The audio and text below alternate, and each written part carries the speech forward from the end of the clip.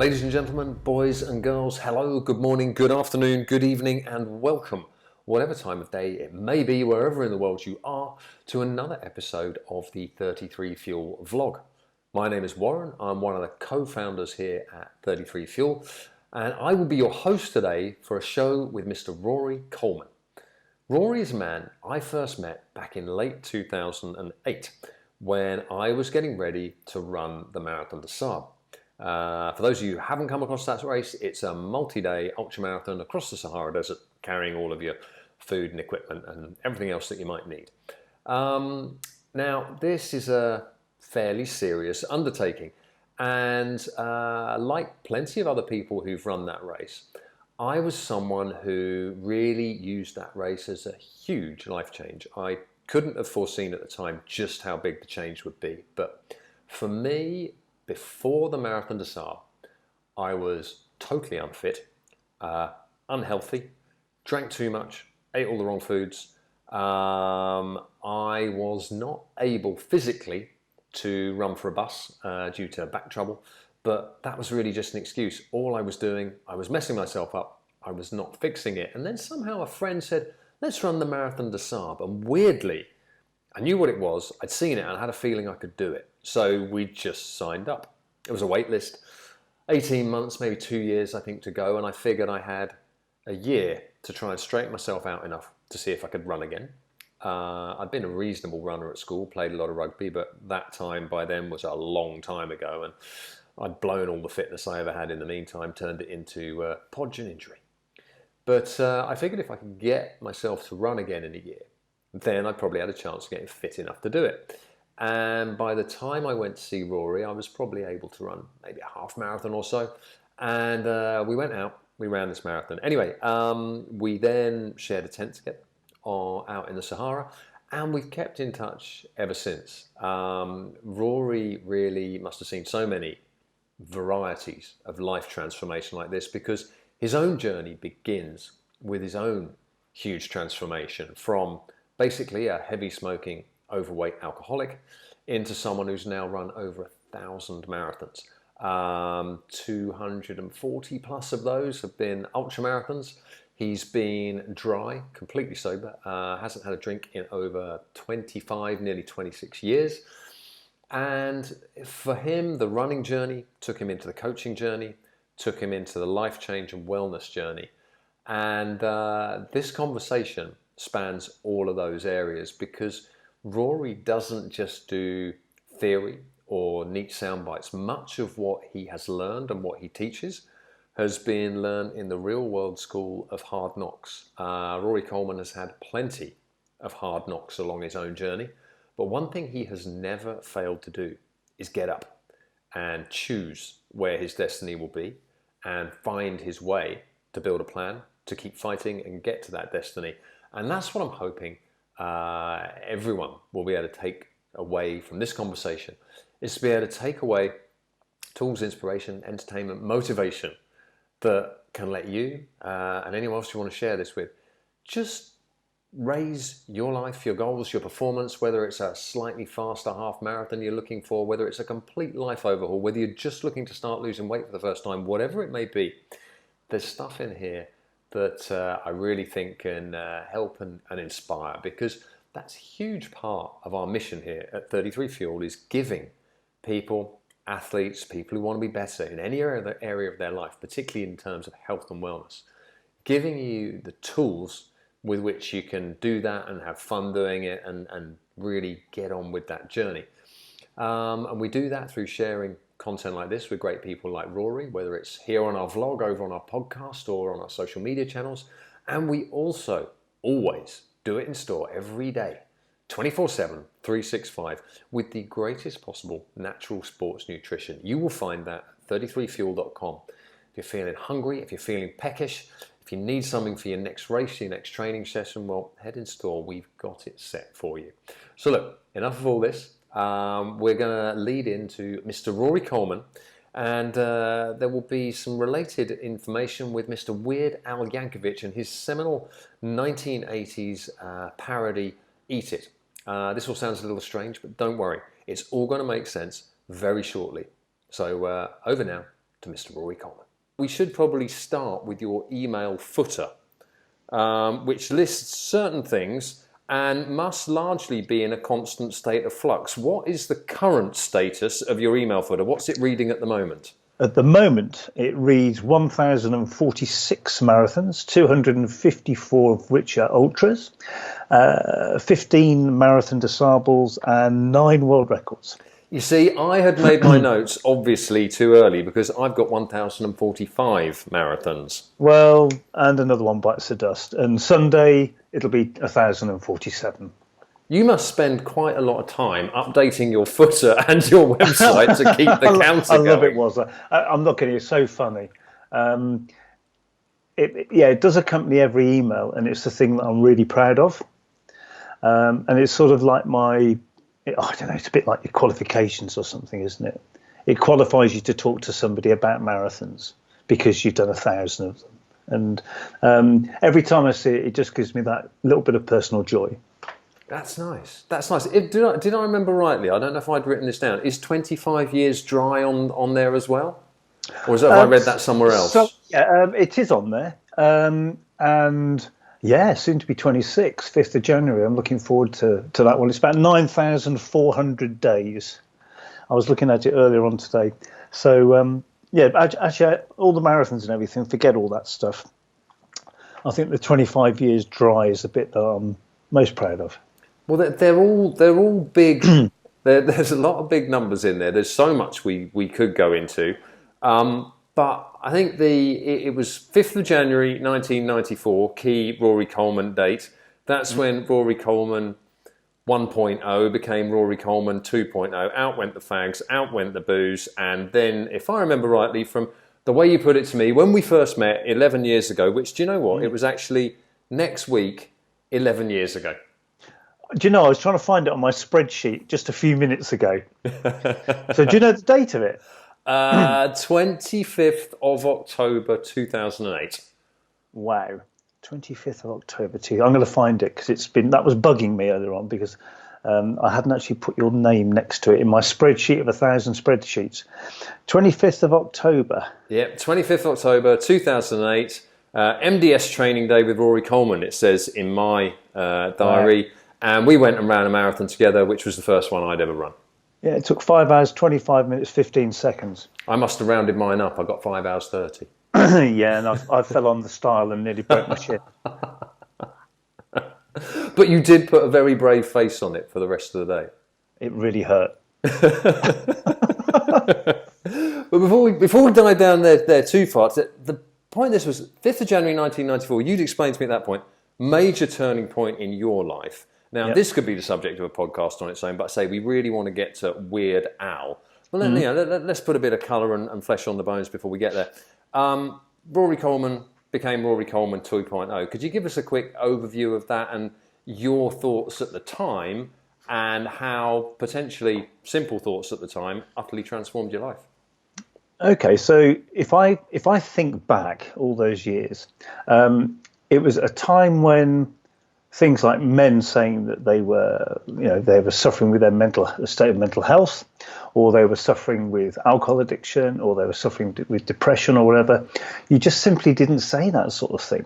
I was very fortunate. I was very fortunate. I went to Shakespeare's Grammar School in Stratford-upon-Avon, 400 boys, and you learned a lot about being bullied and how to survive and being beaten up by ex-military housemasters and whatever, and you never showed weakness, because if you showed weakness, you would have a really, really hard time.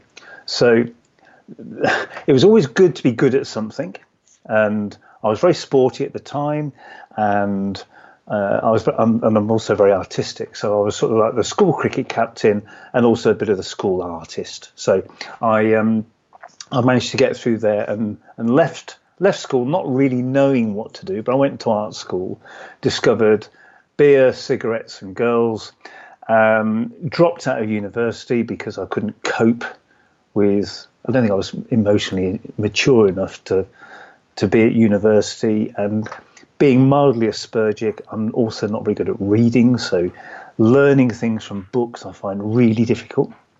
So I dropped out of uni, and because I was artistic, I started working at a print company. I did my print apprenticeship, and actually I found out that it was something I was really good at. It suited the way I think, suited my artistic talents. It's very creative. I became quite successful at it. But all of our business was done in the pub. It was in the 80s. Everybody drank at lunchtime. Everybody smoked at work. I go to work at 4 o'clock in the morning. We'd do all-nighters.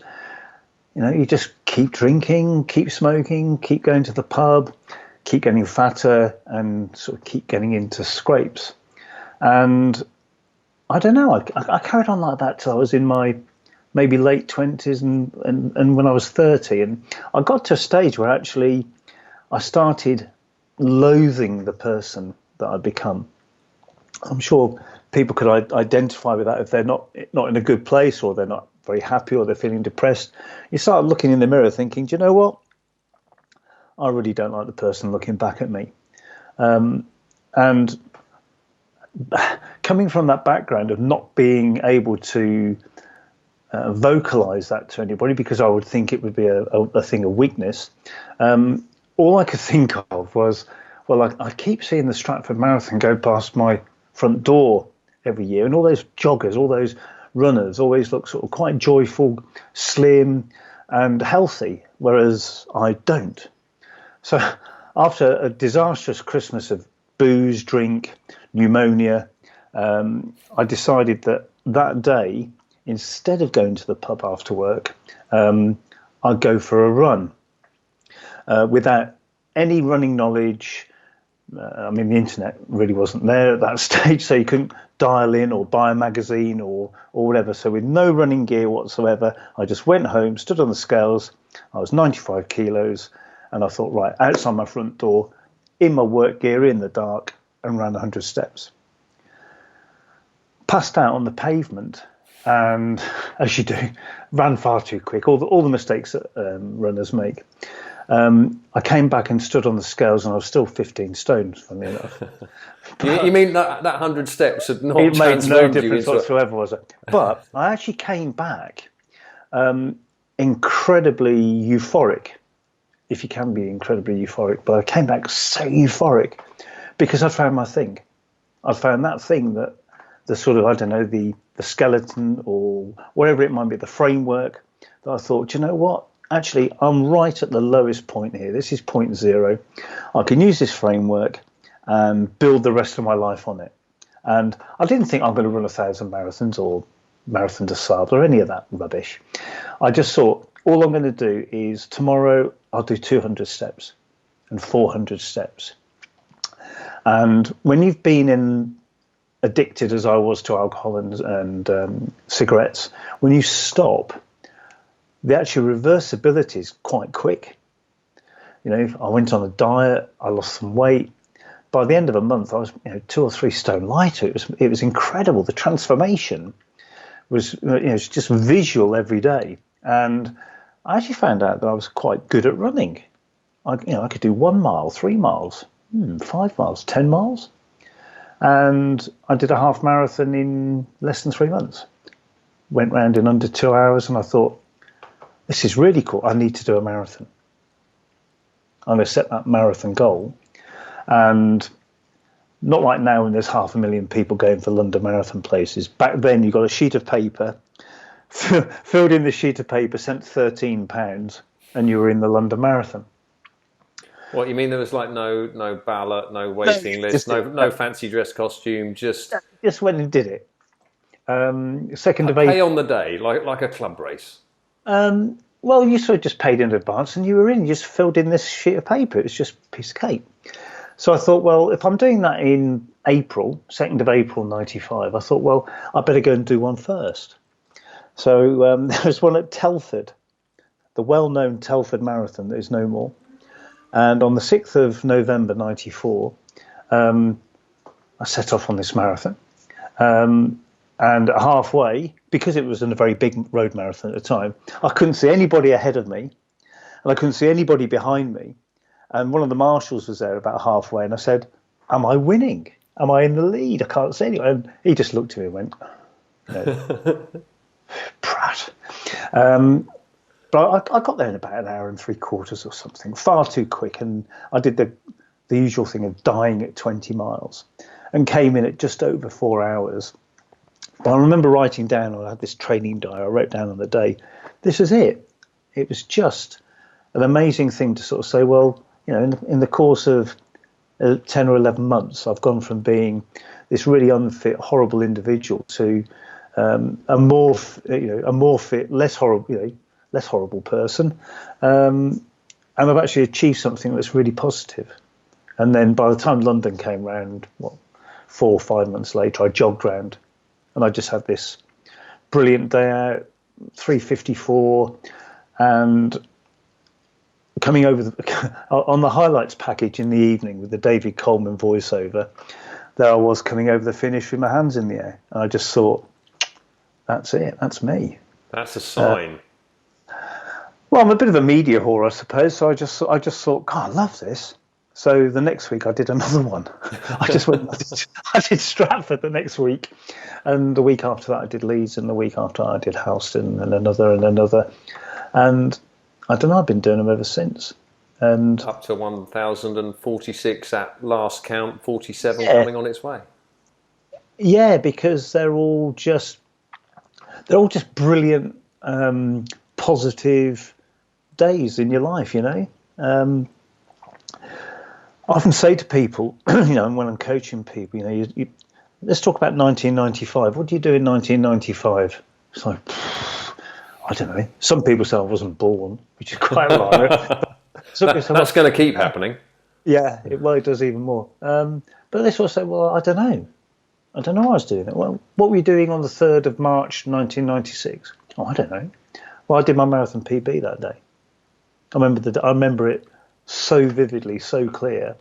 And I can remember running down the canal. I can remember running to Lisbon. I can remember being on the treadmill. I know all those dates because they're all dates that are really special. And, if we live to be 100, you've got 36,000 of them. 1,000 of mine are all really important because those are the days that I did those things. I met you on that day, 25th of 25th of October 2008, on a marathon, falling over a stile being a small part of it, detouring through the countryside and cups of tea being a large part of it. But we can remember that day, and we can 100%. Remember that moment, and then we can remember going to MDS and just having the best MDS ever, because they're all really important days. No, it's a really nice way that you put that. And for anyone who's absolutely on the edge of their seat, wondering what on earth Weird Al Yankovic and his Michael Jackson parody has to do with where we're going, I'm going to take one more quick little diversion before we go there, because you've set it up so nicely that running changed you completely as a person for something. You weren't comfortable or happy with where you got to. Running was the catalyst that didn't just change your life the way it can for some people, it became your life as well. Not only were you running so many races, you're giving back, you're coaching, you're helping other people, you're doing all these ultramarathons. It adds all of those things to your personality. There's Rory Coleman and extreme elements of running are almost impossible to separate, certainly from the outside. And I'm sure there's a degree of that where you would identify with that as well. But I know you see beyond all of that. So if we come to another date, and I don't know the exact date, but it's April 2016.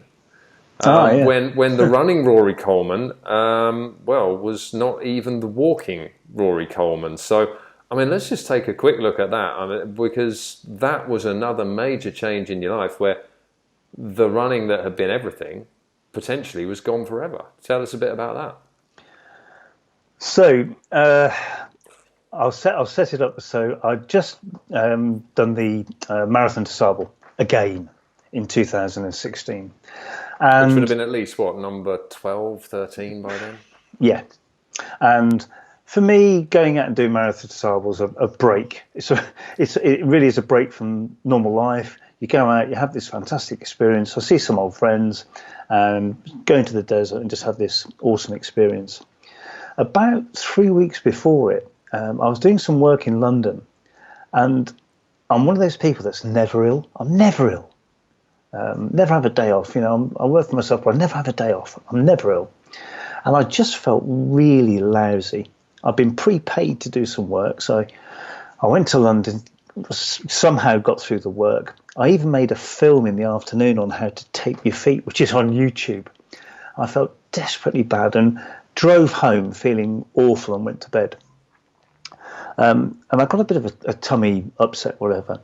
So I went 2 or 3 weeks. Was it 2 or 3 weeks? Actually, it might have been it's just a few days afterwards. I was due to go out and do MDS.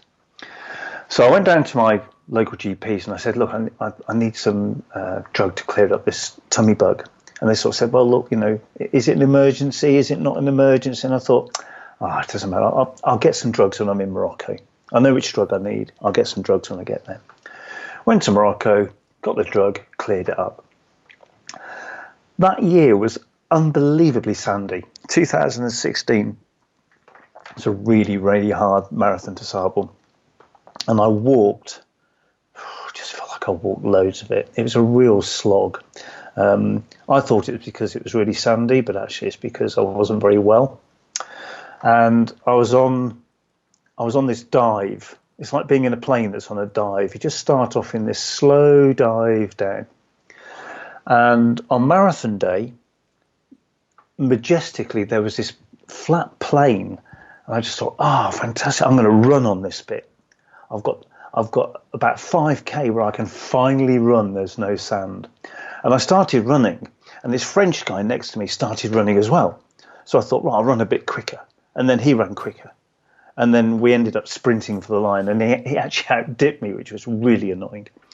That's a bit much at the end of that many days and that far in the Sahara to go for a finish line dip.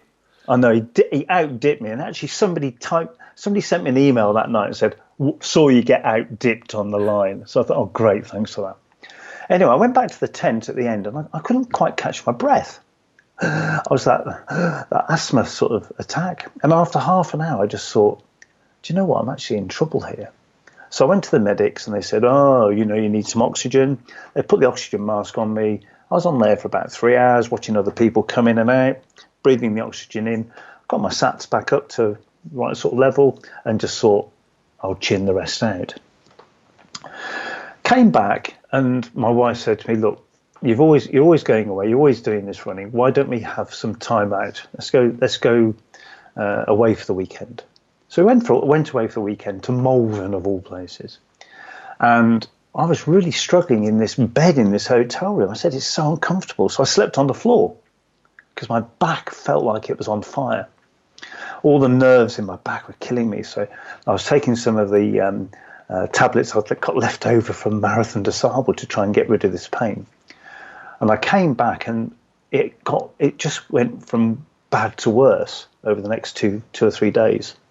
And I went up to casualty at University Hospital Wales, and I said, look, my back's on fire. And they said, well, we think you've got a bad back. So here's some tablets. You've got a bad back, here's some tablets. Rest a bit. It's like, yeah, you've got a bad back. But then I took the tablets, which didn't really touch the pain at all, and I became really unsteady on my feet. It felt like I was drunk. So much so that I phoned my doctor one morning in the morning. And I said, look, I'm in real trouble here. And he said, well, come and see me. Come and see me right now, because it sounds like really serious stuff. So I got in the car, drove Jenny's little car, my wife Jenny's car, down the road, and actually my feet wouldn't go to the pedals. I went round the corner with the handbrake. got to the doctor, and he said, I think you've got something called Guillain-Barré syndrome. So I'm like, that's a new one on me. Didn't he play rugby for Wales? Well, it sounds like it. Guillain-Barré. You've got Guillain-Barré syndrome. So he printed out a couple of sheets of paper. And I said, that's what it's all about. He said, you need to go to hospital. I said, okay, I'll just go home and get some clothes. He said, no, you need to go now because potentially it will stop you breathing and you could be dead within 2 hours. So at that stage, I was pretty shocked. We went to hospital. Good understatement there, by the way. Pretty shocked. I mean, well, by the way, here's a printout. You've got 2 hours. Get to hospital. well, the other thing that it does is it sort of just anesthetizes your brain. You're not really quite sure what's going on because what it is you have a tummy bug and your autoimmune system attacks the tummy bug, but then it demyelinates your nerves. So imagine this is the a nerve. myelin being the sheath around the nerve, right? Exactly, yeah. So it cracks it. So the signal's coming off your brain in broadband, but by the time it gets to your fingers and your feet, it's actually in dial-up or not there at all. Right. Okay, so sorry, just to double check there, what it's doing, for clarity, is attacking the nerve coating. Yes. To the point that signals are not accurately being transmitted anymore, and like you said, you've gone from broadband at the brain, Up the brain, and your dial up at the hands. Within hours, I was paralysed from the neck down. Wow. And really pissed off because I was stuck on 976 marathons at that time, which is, I was just thinking, well, I phoned my brother, he's a GP, and I said, I've got Guillain-Barré syndrome, what do I need? And he was like, you just hear that breath. I said, because what do I need to do? What tablets do I need? Because I've got to get out of here because I'm doing my 1000th marathon in like 20 weeks' time. So I said, well, actually, you might never get out of a wheelchair. It's really, really serious. So I was numb. Jenny, my wife, was destroyed and also like 3 or 4 months pregnant at the time. So she was like, oh my God, what are we going to do? And everybody else was just worried. And I was left in this sort of numb space thinking, well, if I can just escape, because I did try and escape one night. From the hospital? Yeah. I was the worst patient ever. I actually tried to crawl out of the hospital. I thought if I can get out, I can get home, and then I can just maybe do a few steps in the park and build it up, and I'll be back running in a few weeks. So they put me back into bed, and they sort of said, look, we're going to have to give you some immunoglobulins to try and get you out of the dive. And when you can get to the front door with a Zimmer frame, you can go. So I thought, that's great. That's all I need. Fair deal. Yeah. Get me to the door. And they're sort of thinking, I hope you hurry up and get to the door because you're a nightmare. So I fought, and in a month I was out. I came home. And for but just to put that month in a little context, because I did remember that video that you shared, which was you in the pretty much baby door frame walker, if anyone's ever seen one of those things that you hang toddlers in from door frames. Yep. And I've seen toddlers look better and more coordinated and certainly faster than you were at that moment. And it's awful. It was all. I spent an hour and a half a day in that. I spent an hour and a half a day in that, taking out my frustration. And at the one end, which you didn't see, was some foam brains, like little foam brains. Mm. And I'd pick one up, and I'd walk across the room and put it into a bucket, and then walk back and pick up another one and put it in the bucket. But the only thing is, your feet don't walk. Your foot, it is like being drunk. You're trying to find the floor. So it's just a complete nightmare. So I got to the stage of, I got home, and for 5 weeks, for 12 hours a day, I sat in a chair, and for the other 12 hours of the day, I laid on the floor. Wow. That's all I could do. And I'm not kidding, nothing works. Your brain doesn't work, your bowels don't work, your bladder doesn't work. And I got to the stage of thinking, okay, I've got to try and solve this problem. I need to give in. Which is, you have to admit failure. Yeah. But is it failure, or is that more like It's accepting change, isn't it? Getting out of your own way because there are bits you can't control right now. Yeah, it's uncontrolled change. Nobody likes change being enforced on them. I was stuck on 976 marathons. I just wanted to go and run. I don't want to be in a bed or a wheelchair or any of that stuff. I was really frustrated, really angry, and really ill because actually I got it twice.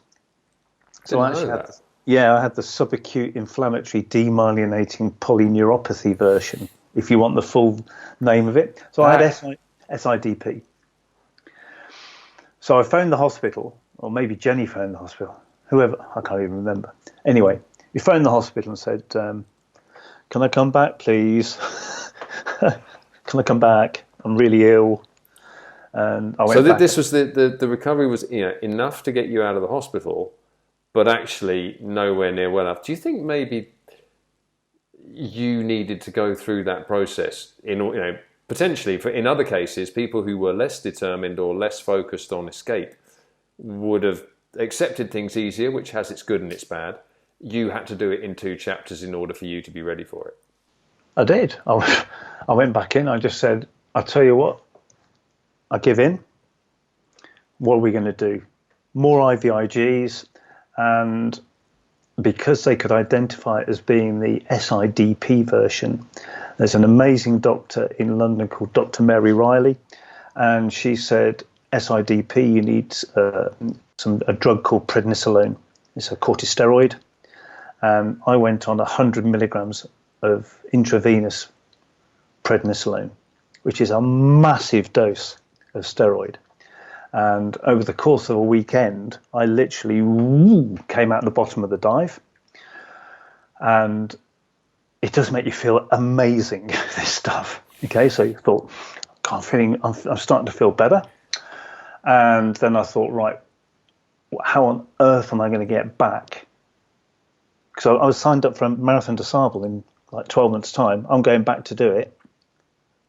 Okay, so that's my goal. I'm going to do MDS again. How on earth am I going to do it?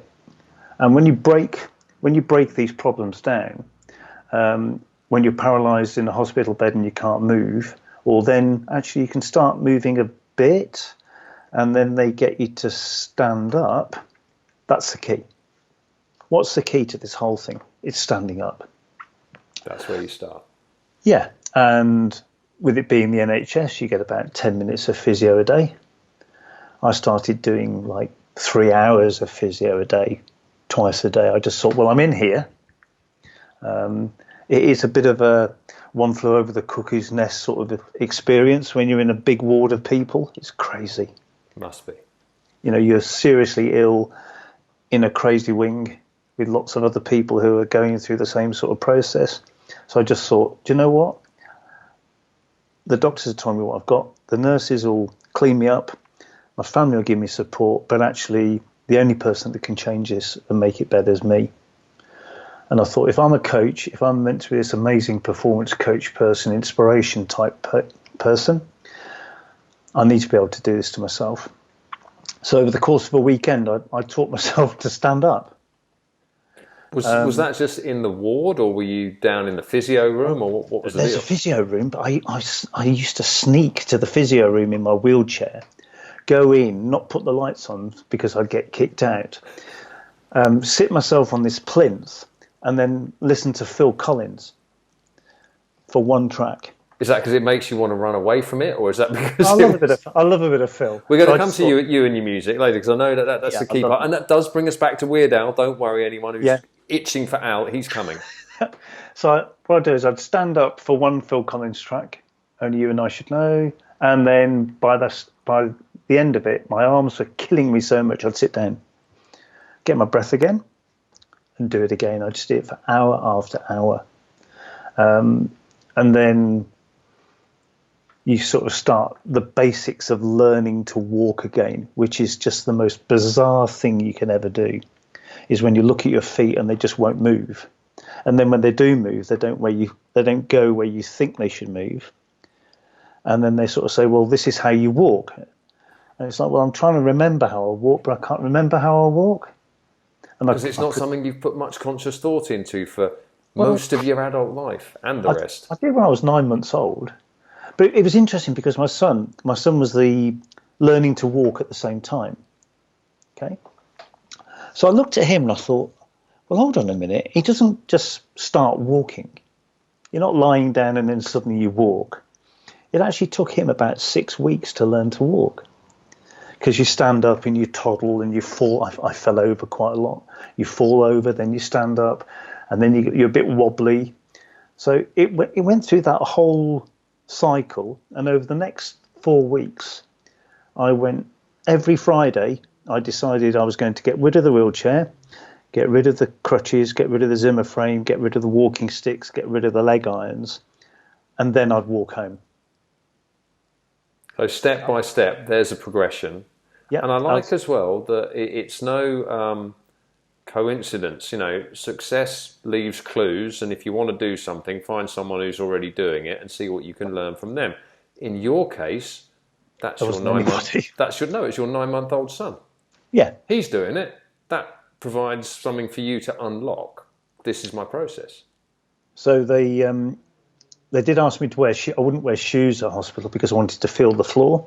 Yeah. Because your proprioception, your knowledge of where things are, goes when you haven't got a nervous system. So I just walked everywhere barefoot, and I was walking 6 miles a day within like 3 weeks. Brilliant. I walked home. Jenny said to me, "What are you doing here?" So I just walked home. It's about 1.5 miles. She said, "Well, won't they miss you?" I said, "Well, I don't know." So I walked back to hospital. Did you miss me? They're a bit like this. It's him again. Yeah, are you going to go home now? But I can't fail. Fail the National Health Service up there. They are just amazing people. Really are. The support network, the encouragement. They have such a hard job on no money, but yeah, it was a really interesting process to go through, and I think the Cardiff half marathon was a couple of weeks later, and I ran that, and then 4 weeks after that, I did a marathon. Wow! Not very quick, but I went and did Beachy Head Marathon, and just had this day. I did my local park run the first week at hospital. I was last, 58 minutes, and I gave everything. I was nearly falling over at the end because I still got this terrible foot drop, and I couldn't overtake the last but 2 people, which is really annoying. But everyone was fist pumping, going, "Yeah, you've done it!" And I was thinking, "Yeah, I was last." But you were there. Yeah, I was there. Yeah, it was just cool. And it's one of those things. If I look back then, at the time, I would say, "Oh yeah, I'm better. I'm through it." But actually you're not. And 3 years post GBS, as we call it, also known as getting better slowly, because it is a really slow process of recovery. I'm still not fixed, still not the person I was, but maybe a bit richer mentally. And I think I learned a lot going through that process.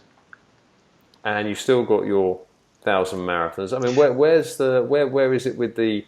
Clearly, the running has not stopped in any shape or form. But I mean, do the feet go where you want them to go? Is it still a conscious effort?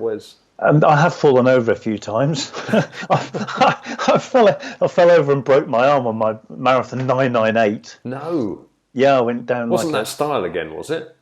Oh, was it? I went down on this. Oh, it was a killer. I fell down there. And I was in London a few days later and fell down a flight of stairs, which were wet, and I slipped and put my arm out again, and I broke my shoulder. Oy. But yeah, because you're not steady. Even now, walking downstairs, I hold on tight.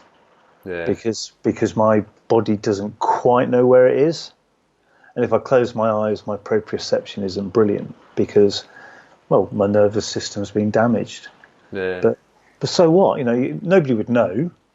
Nobody would ever know what difference it's made. And actually, I don't know, if you said, if you could go back 3 years, would you? I'd probably go through it again. I And think is that for the experiential value of what it's taught you about yourself and about your life? definitely. It taught me money has no value. It taught me that my wife's a pretty good lady, because that was a horrendous experience for her. And it also taught me who my friends were, because it was amazing who came and helped, and others who just sort of went whoa and moved. Yeah, there were. Yeah, there was. And going back to Marathon des Sables was amazing. I had a bit of a moment. Did you shed a tear? Was it start line or finish line or both? Top of the Jebel. Top of the Jebel. I had a bit of a moment, a bit of a bottom lip quiver. Well, because you go and see things that you didn't think you'd see again, and do things you didn't think you'd maybe do again. Yeah, and I was careful to surround myself in that tent with people that I'd been to the MDS with before. Maybe I'd looked after them in previous years, and I thought, well, if they're with me in this tent in 2017, that'd be the right sort of place to be. So yeah, I thought all that stuff was it was cool, and going back and doing it sort of just maybe gave a V sign to GBS, because you sort of think to yourself, well, I fix, maybe I've helped fix myself. I see people now that had Guillain-Barré syndrome at the same time as me, and I was looking at one poor guy the other day.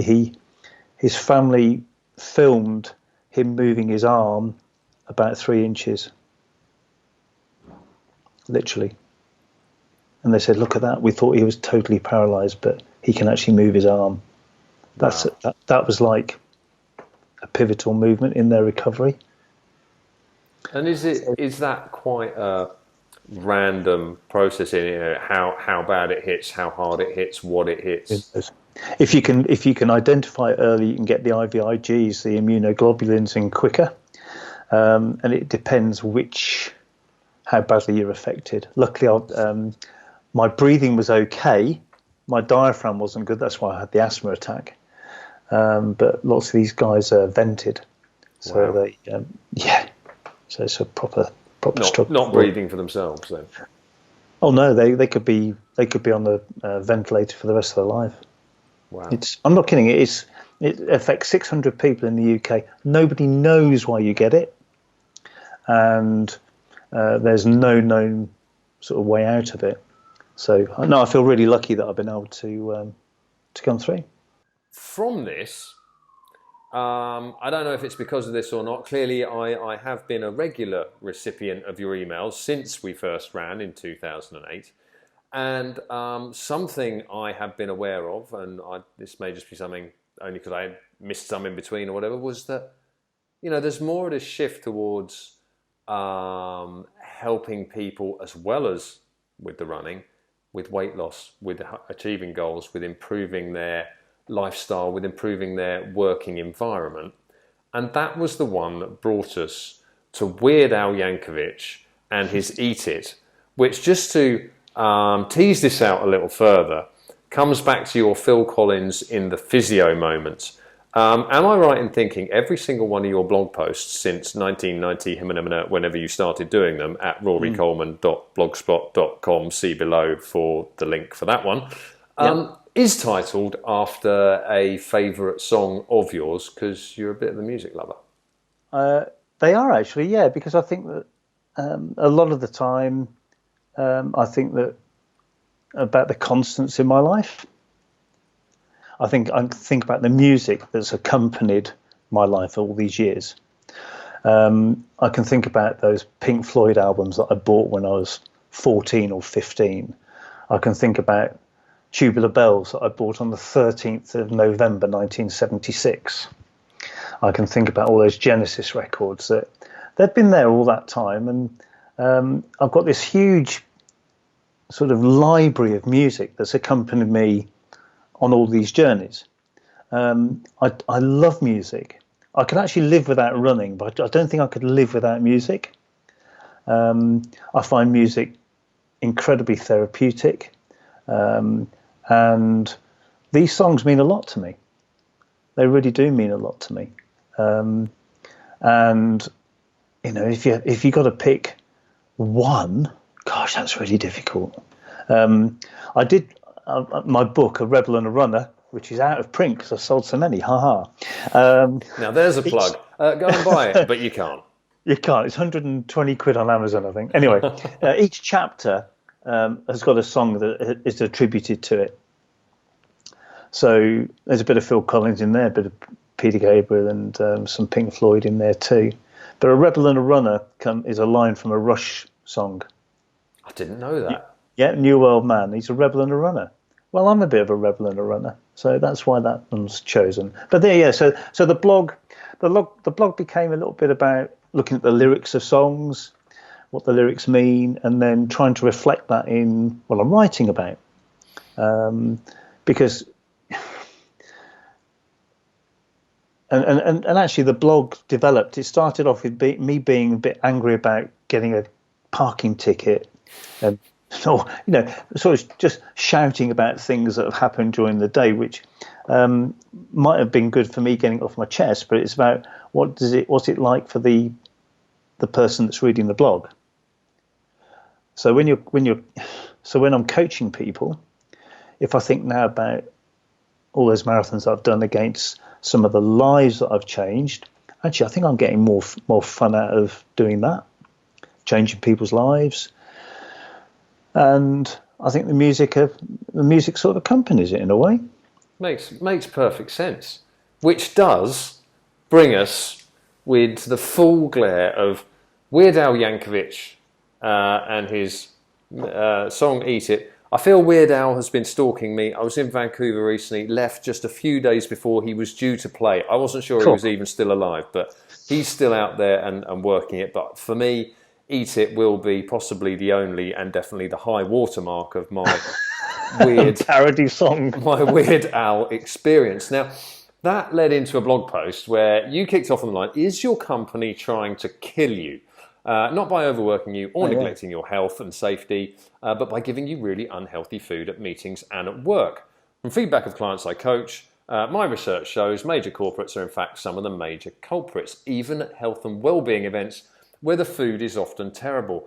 And I really like the point where you say most office environments are a war zone full of trip hazards for those trying to restrict their diet. Colleagues bringing in cakes, wrong foods in the fridge. Do you want tea, 3 sugars, an extra bit of cake? Then there's what's in the canteen. Then there's what's on offer at events. As an aside, I met someone recently who'd been working a lot with the dancers, the professionals and their partners on Strictly Come Dancing. That is a grueling schedule. The number of shows they're putting in, the hours they're putting in, the late nights, very physical. And what do you know? Apparently TV food hasn't changed much either. It's all cakes and crisps backstage. So this seems to pan out. Excuse me. I guess what I wanted to look at here was, how big do you see this problem as, and how can someone who is looking to make changes and improvements to their diet, their welfare and their well-being navigate and survive in their working environment? Oh, that's a tricky one with you. I was trying to explain the other day to somebody in that exact situation about having almost like a Marathon des Sables toolkit or ration pack of the food that they've got to eat that day. And part of the problem about food, as you well know, is people don't actually know what's in it. They just see it as food. It's a reward. It's a leisure pastime.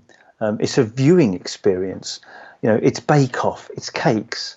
It's a group thing. It's a kindness. I'm giving you some food.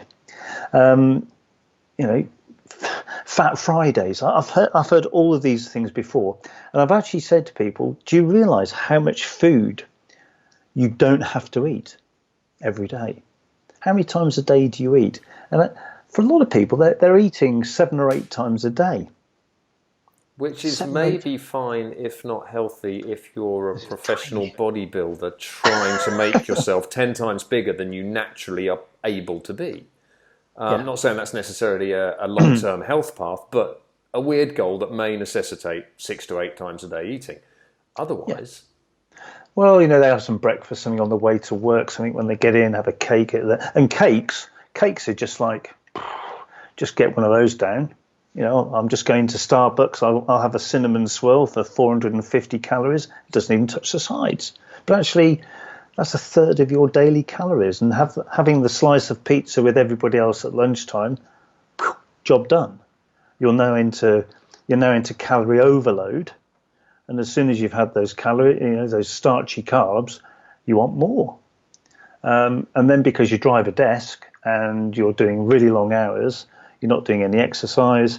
And slowly, we say slowly, but it's amazing. People are putting on pounds, not in years, but in months.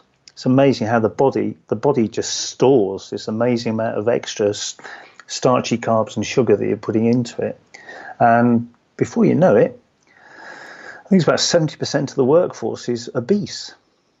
which doesn't just have a problem for them. Ultimately, when you put down what that's doing to mental energy levels, days off, It's crazy. errors of critical judgment, people falling asleep when they shouldn't be, big cost. And yet the workplace, not saying they should all turn into salad bars overnight, but how does a workplace begin to turn this into a productive environment for everybody without people feeling like, hey, what's going on? Why can't I bring in a birthday cake? Yeah, the interesting thing is food and booze is seen as being cool at the moment. It's still a little bit cool to get drunk at the weekend. I think the demographic, certainly the age group is shifting. I think the 20-year-olds drink less now than 20-year-olds in the 90s, in the 80s, and the 70s did, Yeah. who sort of inherited the 5-pint lunch. Yes. What would be good is that if you can work. So I'm working with some CEOs at the moment, some major corporation CEOs, and they're sort of saying, actually, do you know what? I need to be that role model for my people to report to, and I can't stand up in front of 20,000 people at our national conference, being overweight and sweating, telling everybody to pull their socks up if actually I'm not a picture of that myself. So I think this is something that's got to start at the top and trickle down. And even in our celebrity culture, it's something about being slim, being healthy, doing exercise, has got to be seen as being really cool. And whoever the cool people are, they've got to be projecting that down to other people, so they think, actually, do you know what? I don't want to be in that particular peer group. I want to be in a different group. I want to be with the people that are healthy, going out, achieving stuff. Because when we work with business and we give people a healthy diet and we're asking them to do 10 to 15,000 steps a day, it's amazing the transformation in a very short period of time. People lose weight, feel better, feel more active. They go home and they project that to their families and their children, and suddenly you've got a completely different employee.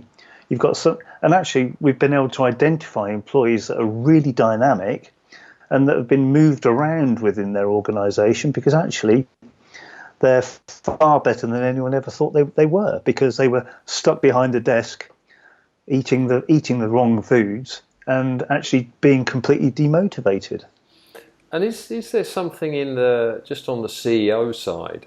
I mean, it makes perfect sense to me. I'm sure it would make perfect sense to you, but I'm aware that when your life and your work is focused in health, wellness, fitness, sport, whatever it might be, you can see things through a certain prism. For me, it would make logical sense that a CEO should look like he's not about to drop dead tomorrow. That would generally be a good thing for the share price because, well, clearly the CEO is not about to drop dead tomorrow.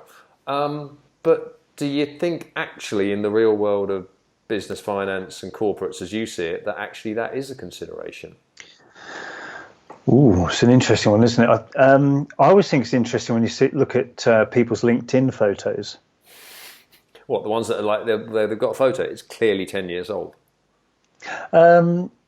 It's funny how people project that image, because they always say you never get a second chance to make that first impression. But if you're trying to project who you are, what you stand for, what your values are. Back in the 70s, we walked around with a copy of Dark Side of the Moon under our arm, because that's what you did. You carried your records with you because that identified who you were. Nowadays, it's like, well, what identifies you with being who you are? You know, is it a shirt with your logo on it? Is it because I've got my name on here? I don't know. You know, that's identifying who we are. But also, it's about how you look, what you say, how professional your email signature is, what it says on your LinkedIn site, what it says on your website. You know, we're both people that have got our names as our URLs. We do, really and interesting. that in time will mark us out as of a certain age. Because they're not available anymore. It might be, but also it's saying, actually, what I'm about is me. It's about my knowledge and about who I am and what I've learned that is important. That's my value. And I think a lot of the time people don't understand their value. They don't understand that they're elite. They don't understand that they're actually a lot better than they think they are. And they don't ever really, they never actually quite make it. And what is interesting is when you can find a coach or a method that just breaks down some of those barriers, because that's what I do. I just take people's barriers away and sort of say, well, have you thought of doing this? Have you thought of doing that? Why do you do this? I question people a lot. It's amazing how people literally transform, and it's like their world goes 4K color, just like mine did back in 1994 or in April 2016, when suddenly went, oh, hold on a minute, I know I've been ill, but actually there's a route out of this. What a dodo, why have I been fighting? Just give in and rebuild. And actually back in 94, that's what I did. I just gave in and said, you know what?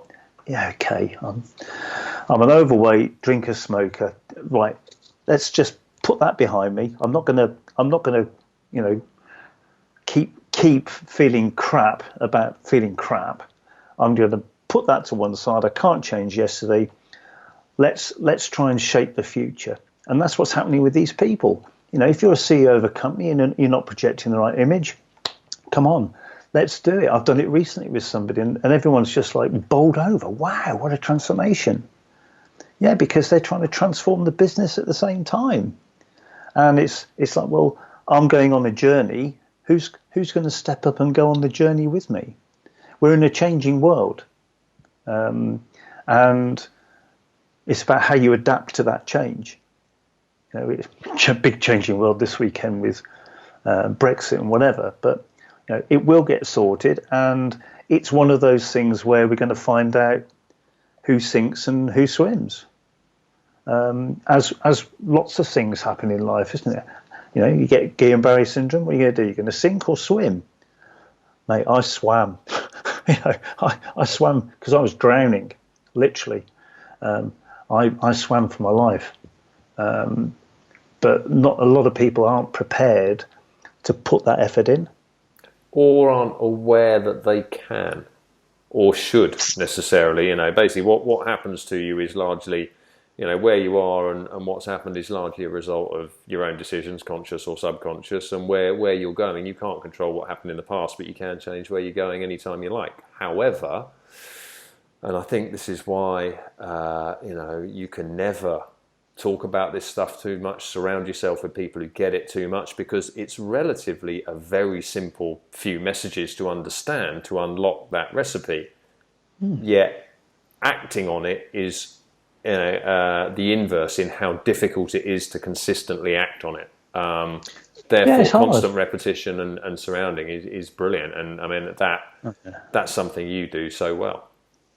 You got to do your 10,000 hours, as they say.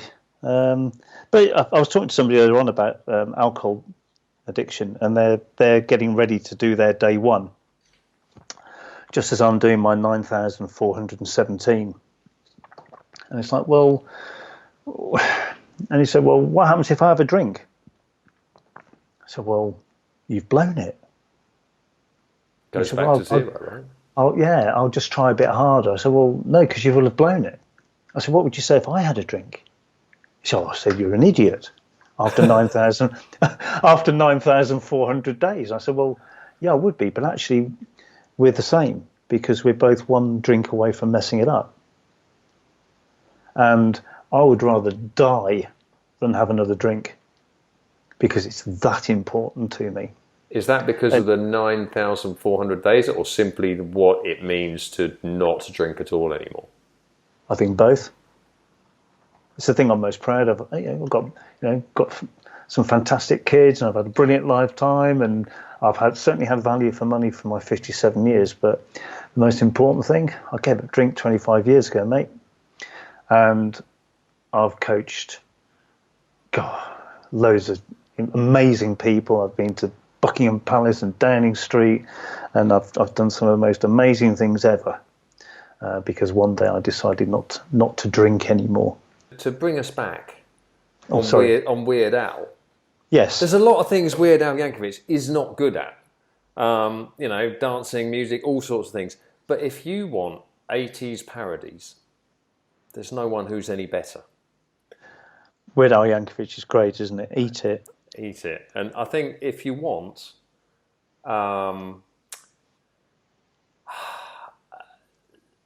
hard-earned life knowledge, then there are few better people to come and have a chat with than your very good self, which if people did want to do, they'd be able to get you via all the links at the bottom of this. But the main one of those, would it be your blog, or would it be your website, or are there any of your preferred social media outlets where it's best for people to get hold of you? If you Google me, that's just whatever. Google me and my mobile number comes up. It's dead easy. My mobile number went one day, and the voice said, "Hi, Ran Fines here," and I remember fist pumping. I was like, "Yes, this is the best call ever." Was that how he found you? Yeah. That is Ranulph Fiennes' greatest living explorer, he who cut off his fingers in the woodshed. Absolutely. And I coached Ran for 6 months, and it was just brilliant. The whole experience of being with Ran for 6 months, getting this guy around the desert who's like a national treasure, trying not to kill him. Yeah, I'm about to say, came with a little bit of pressure, that as well. On the one hand, what a great gig, what an incredible experience. On the other hand, don't break him. Yeah, whatever you do, don't break him. Because how old was he when you guys went across? It's 71, and he is such a kind, wonderful, warm, brilliant man that's done some really dangerous, dark James Bond stuff, which he told me about in the middle of the desert. If you are at a stage, a bit like you start marathon running, or you start running, there's a very steep improvement in the early part of the curve as you go from really basically can't do something to now can do it, and then it gets incrementally harder to improve as you go from there. So if people are looking to begin on a journey to make themselves a bit healthier, a bit fitter, a bit lighter, a bit better in health terms, then what would you say are the biggest simple things to start doing? Because it can be too easy to dive down the rabbit hole on the internet and go, my God, I've got to be vegan, I've got to be keto, I've got to be doing CrossFit, I've got to be doing 500 sit-ups a day, I've got to be doing 10,000 steps. It's just overwhelming overload. You started on a point of zero knowledge, which is both a blessing and a curse. And the curse is you don't have anyone to iron out the mistakes for you ahead of time. But the blessing is you don't have this overload of feeling you suddenly have to be perfect immediately and work out 20 different competing options. So simple things. What are your biggest wins to go from not very fit to being able to do something? So maybe it's not about being unfit or fit. Maybe it's just being better. Maybe you start off by being better. So for some people, they might be, I don't know, you might be 6 foot tall, 183 and 100 kilos. If you're going to start going out running, you're going to last 2 or 3 days before you're going to get some injuries or whatever. So what you could do is maybe even for a month is just to walk. Walking, you don't have to run. I've had people with massive weight loss that have never run a step. All they've done is gone out and got some fresh air, and they've got their heart rate up, and they're starting to look at the outside world and have some time out, because you actually need some time out to think. I was ill for five months. I had time in my hospital bed to think and process stuff, because all the time it's busy. And the other one is you could cut out some food types. Even if you cut out booze for a month, you will feel amazing. If you're already a heavy drinker, that could be just like one bottle of wine a day, which a lot of people don't consider as being, well, it's not too bad. It's not 2 bottles, it's 1 bottle.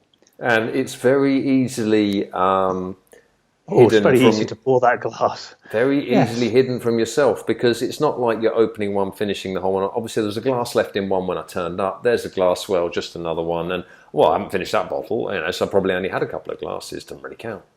So you could, take the wine out, take the bread out, take the pasta out, take the potatoes out. You can make some simple dietary changes. And with the walking, it's really easy to lose a kilo or 2 kilos a week in the early stages. And as soon as you get that ball rolling, as soon as somebody says, "Wow, have you lost weight? You look good." I'm not kidding. That is the biggest encouragement that anybody can ever get. So with all my people on my diet, as soon as somebody says, "Wow, you look amazing," it's like, got them. They are settled in. Yeah, and majority of them lose 3-4 kilos in the first week. That's it. I've got them then. And they can see changes. They stand on the scales once a week. Tuesday morning is weigh-in morning with all my guys. They stand on the scales, and every week it's loss. And just in a few short months. I was with a lady yesterday. She's lost 2 stone since August. She just looks amazing. Everybody thinks that she's now some kind of health food guru. Or, you live such a pure life. No, what she's doing is she's exercising every day, and she's not eating any poor food choices. Yeah. And she stopped drinking. Because it doesn't have to be that difficult, and you're absolutely right. By making a move in that direction and then receiving validation for the benefit, not only do you see it yourself, but it's now coming back at you as well. Yeah, that's a strong place. But that first month, 2 months, 3 months is the hardest thing for most people to get to do. It's why most people don't do it. It is, but what we have is this fantastic thing called accountability. So the accountability is, yes, it costs some money to do it. That's good. So there's some financial investment. Also, you don't want to fail because of that investment, and also you don't want to fail in front of me, because I'm a non-failure person. So they don't want to mess up. They certainly don't want to mess up with me. And I put them into an environment where the only thing that happens is success. So I put them in with lots of other people in a group, into a Facebook group where everybody else is succeeding. So it's like being at a public school where everyone's sporty. You're part of that peer group and you're thinking, well, I better do this to keep up with everybody else, because I want to be a mover and a shaker and a game changer. And actually running across the desert isn't as important anymore as it used to be in my world. Now it's more about actually we're saving lives and we're giving people, I don't know, 10, 15, 20, I don't know, 25 years of extended life. And it's not just the extended life part, is it? It's the extended quality of it, because it's not. We might be living longer, but there's enough statistics out there that will show, yes, we're living longer, but we're suffering a longer period of lower quality of life because we're effectively being kept alive longer. Whereas if you can improve the quality, as well as the quantity. Improving the quantity without the quality doesn't work. Well, it doesn't work. It doesn't really deliver Amazing the result amount you of want. women that are on fluoxetine, or they're on antidepressants. I would say probably 75% of my clients are women, and I love empowering women because they lose some weight, they feel better about themselves, and actually they become really dynamic. I love the transformation that women have. It's really, really good, and they're also far more dedicated than men. Really? Yeah, definitely. Far. Do you mean the changes are easy? They make the changes stick more reliably? They're less cavalier with their attitude. Men are a little bit more cavalier.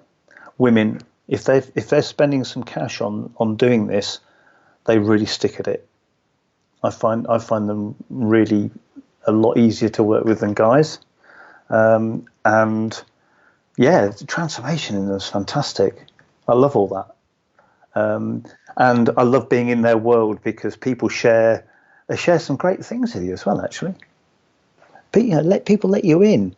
That's it's quite intimate in a way, They sort of let you into their world, and you're part of it for a bit, and then you have to sort of say, well, right, we're done. You've lost the weight. It's time to fly.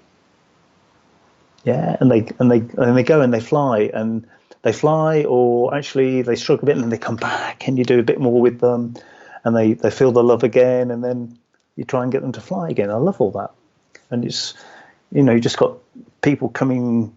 They come through the world. You were in my world for a few months back in 2008 because you were doing Marathon de Sables in 2009. It was like, well, come and tell me all about it. What have I got to do? And we did that, and then we come back into my world later on, and then you do a bit in a magazine, and we do some articles there, and then you come back and we do this, and people come through my world all the time. It's great. I love all that. Well, it's a brilliant journey, and I think it's been a roller coaster of a podcast already. Sorry, and not to mention a roller coaster of life, but I just think so much there to just sort of stimulate people's thoughts about what do they want from their life, what do they want to achieve in it, what are the things holding them back, what do they want to unlock, but also looking at tools to do it. And the example you've set with what you've done, the changes you've made, but also, I just love the way you wholeheartedly embrace what was clearly a significantly horrendous experience with getting better slowly. I prefer that name to its official one, and not least because it's easier to pronounce. It certainly is. And I think there's certainly scope here for more than one follow-up, because there's a load more avenues we can go down. All I need to do now is try and get a copy of Eat It to play us out with, I'm sure, the 10 seconds we're allowed to use copyright-free. I love it. Cheers, Woz. It's been great talking to you again. I love talking to you. Really, really good catching up with you again and having the excuse and the reason to do so. And rest assured that you've had a seminal effect on my life. You were there helping as part of the catalyst for the transition that took me from unfit can't run to finish MDS, which was, let's face it, a moment of, it gave me enough justification to make changes in my life to my peer group because I was only doing it for a race. Only on the finish line did I realise the finish line was a start line. That start line of fitness leads to 33 Fuel being a reality and having a sports nutrition company. You, Rory, play a huge part in the beginning of getting that stone rolling. I can't thank you enough for that. Oh, cheers, was it? And it was, I promise you, out of all the ones that I did, at the 15 MDS I've done that year was just fantastic. And your choice of tent mates that year, because I remember saying to you, I don't know about these tent mates. It just was you sort them out. And you just found a really dynamic bunch of guys. And I've never laughed so much in 1 week. I just cried. There were just crying moments in there. Those are moments that neither of us would have had possibly if one day I hadn't decided not to drink anymore.